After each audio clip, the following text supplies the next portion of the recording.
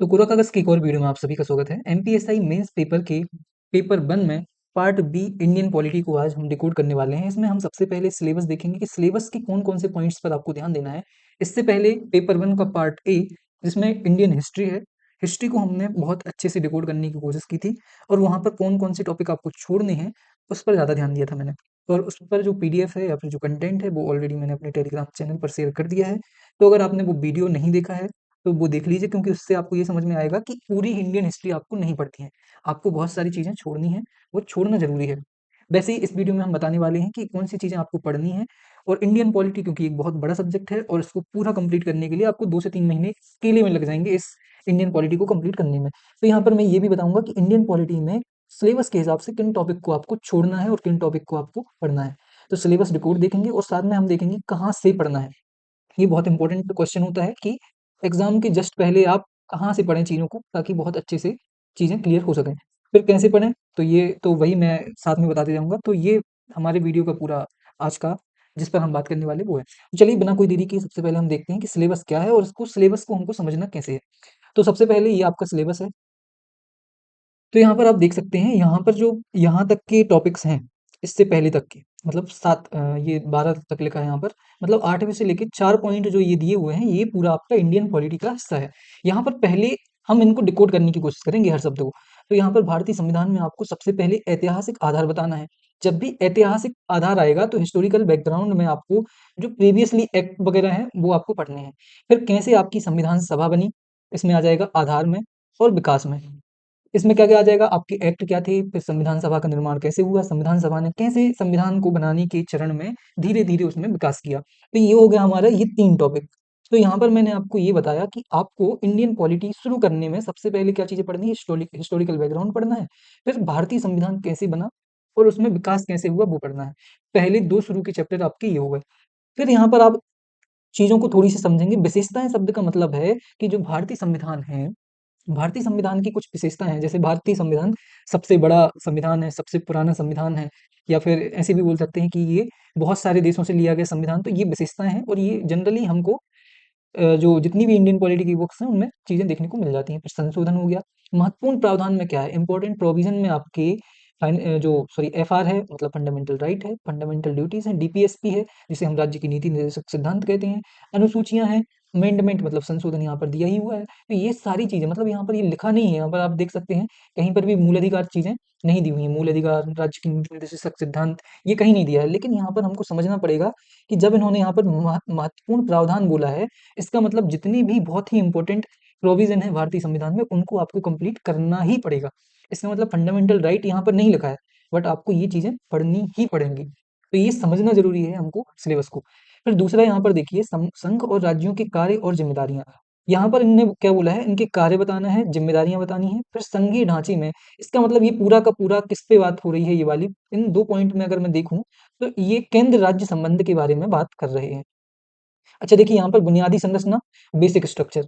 Basic structure क्या है? कब इसको भारतीय संविधान में जोड़ा गया है? क्या भारतीय संविधान का हिस्सा है भी या नहीं? क्या इसे किसने जोड़ा है? तो मैं आपको बता दूँ बुनियादी संरचना जो है ये हमारी जुडिशरी का दिया हुआ चीज़ है। मतलब जो हमारा न्याय व्यवस्था है या फिर सुप्रीम कोर्ट है उसने इसको भारत भारत में जोड़ा है। अभी ये संविधान में बिल्कुल भी कहीं पर भी नहीं मिलेगा आपको, लेकिन ये पढ़ना ज़रूरी है कि किस केस के बाद बेसिक स्ट्रक्चर की परिकल्पना भारत में जोड़ी गई। ये सब चीज़ें आपको पता होनी चाहिए, क्योंकि यहाँ पर दिया है इन्होंने। तो हमको टॉपिक्स को बहुत अच्छे से डिकोड करना है और ये जितने भी टॉपिक्स लिखे हैं, इन्हीं टॉपिक्स पे आपको चीज़ों को बहुत ही मजबूती से पढ़ना है। फिर आप जब यहाँ पर केंद्र राज्य संबंध की बात करेंगे, तो केंद्र राज्य संबंध में 11वीं अनुसूची और 12वीं अनुसूची तो आएगी ही, साथ में यहाँ पर उनके बीच में कुछ विवाद भी उठते हैं, उन विवाद को खत्म करने के लिए सरकार के द्वारा बनाए जाने वाली कुछ समितियाँ होती हैं, उनको भी आपको पढ़ना है। तो ये 2 जो टॉपिक हैं, ये किससे संबंधित है? केंद्र राज्य संबंध से संबंधित है। और विवाद निवारण तंत्र उसी में आ जाएगा आपका।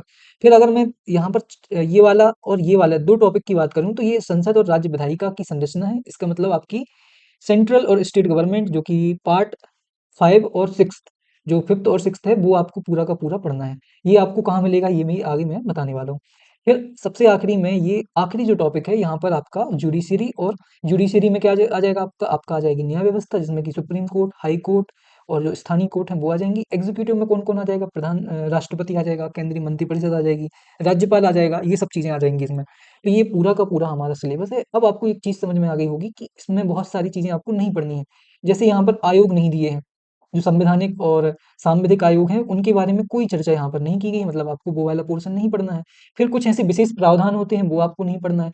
चुनाव नहीं पढ़ना है आपको, यहाँ पर देखिए कहीं पर भी चुनाव दिख रहा है? नहीं दिख रहा है। तो ऐसी चीज़ें आपको छोड़नी है, लेकिन निर्वाचन आयोग थोड़ा-सा आपको देख के चलना है। तो यहाँ पर चीज़ें समझ में आई आपको कि बहुत सारी चीज़ें आपको छोड़ के चलनी है। तो सबसे पहले आपको क्या करना है, इन टॉपिक्स के इन मेन पॉइंटों को कहीं पर आपके सामने चिपका के रख लेना है। सिलेबस आपके सामने होना चाहिए, फिर इन टॉपिक्स को आपको अलग-अलग या फिर एक ही बुक से क्या करना है, कंप्लीट करना है। तो चलिए बिना कोई देरी के सबसे पहले अब मैं आपको बताऊँगा कि आपको पॉलिटी कंप्लीट करने के लिए किन सोर्स को प्रेफ़र करना है। तो यहाँ पर 3 सबसे पहले मैं आप सभी को बता दूँ कि आपने जो भी टॉपिक, जो भी नोट्स, जो भी बुक प्रेफ़र की है प्रीलिम्स के लिए, आप उसी को ही प्रेफ़र करें। लेकिन मैं ये उनके लिए बता रहा हूँ जिनके पास कोई भी सोर्स नहीं है या फिर जो सोर्स है उसमें ये सारे टॉपिक कंप्लीट नहीं है, तो ये उनके लिए है। तो अगर आपने कभी लूसेंट पढ़ी है, फॉर एग्ज़ाम्पल आपने 3 बार लूसेंट पढ़ ली है और रिवीज़न भी 1 आध बार कर लिया है, तो आपको मैं बोलूँगा कि किसी और बुक के लिए मत भागिए आप। अगर आपने लूसेंट पढ़ी है और बहुत अच्छे लूसेंट में आपने ज़रूरी चीज़ों को टिक किया है और ज़रूरी चीज़ें आपने कंप्लीट की हैं, तो लूसेंट ही मतलब परफेक्ट है यहाँ पर। हिस्ट्री के लिए मैंने लूसेंट को प्रेफ़र करने नहीं बोला था, क्योंकि हिस्ट्री एक ऐसा सब्जेक्ट है जिसमें बहुत सारी चीज़ों की ज़रूरत पड़ती है।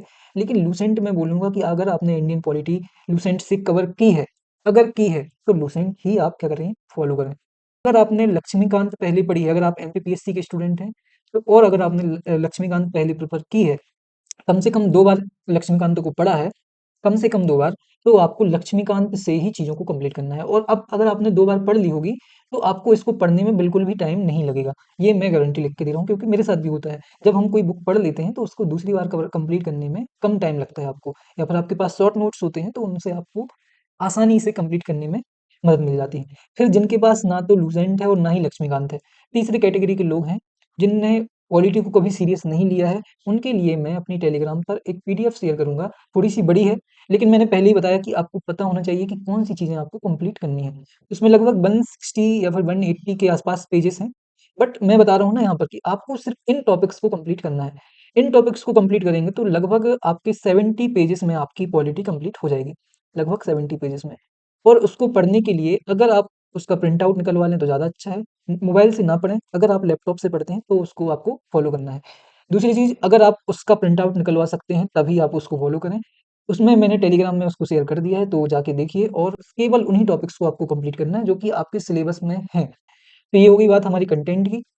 तो ऐसे हम हर एक सब्जेक्ट को डिकोड करने की कोशिश करेंगे, क्योंकि ये जो सिलेबस है बहुत ही अच्छा सिलेबस यहाँ पर एमपीएसआई के लिए ईएसबी ने बनाया है। तो हम यहाँ पर सारे के सारे टॉपिक्स को कंप्लीट करने की कोशिश करेंगे। हर एक सब्जेक्ट पर ऐसा ही हम कंटेंट लेकर आएँगे ताकि आपको तैयारी करते टाइम बिल्कुल भी दिक्कत या फिर परेशानी ना हो। ये ऐसे ही सपोर्ट करते रहिए आप और जुड़े रहिए, साथ में कमेंट करिए कि और क्या चीज़ आपको क्या दिक्कत आ रही है किसी भी एग्ज़ाम की तैयारी में।